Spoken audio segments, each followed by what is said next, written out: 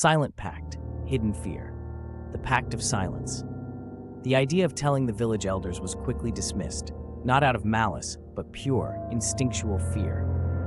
The elders would panic. They would organize a hunt, which might only enrage the beast, or worse, they would simply forbid the children from ever leaving the village alone again. For these high schoolers, the loss of that small stretch of independent road was a loss of their freedom. "We can't tell them yet," Ronnie whispered, her eyes darting towards the nearby homes as if the walls had ears. "They'll think we're making it up for attention, or they'll be furious we risked Priya." Priya, who was curled into Jaya's side, nodded mutely. She was already terrified of being treated like a baby again. Kiran rubbed his torn shoulder, the adrenaline beginning to crash, leaving him hollow and aching. "But what if it comes back? What if it's there tomorrow?" Dev squared his shoulders, a nervous energy vibrating beneath his surface.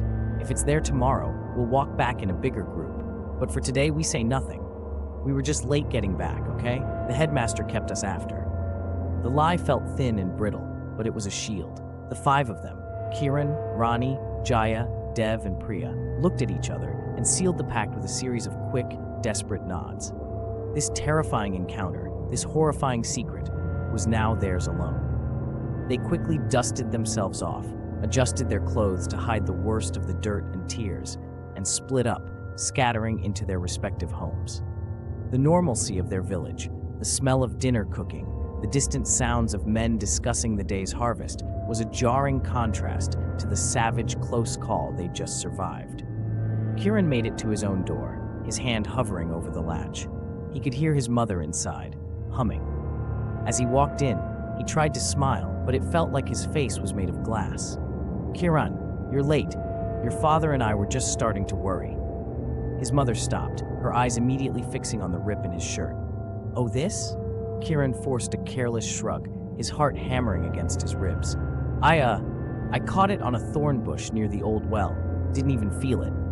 His mother's brow furrowed, but she let it pass, her relief at seeing him home overriding her suspicion. Yet, as he ate dinner, the taste of the food was like ash. Every shadow was too deep. Every rustle of the wind outside the window sounded like heavy paws on dry leaves. The four other children felt it too. They ate their meals in strained silence, barely meeting their parents' eyes, haunted by the memory of the creature. Its raw power, its frightening intelligence, and the knowledge that they were still alive only by sheer, unbelievable luck. The secret of the leopard was not a thrilling adventure. It was a heavy, cold weight settled deep in their chests, isolating them even as they sat surrounded by their families. They knew the silence couldn't last forever.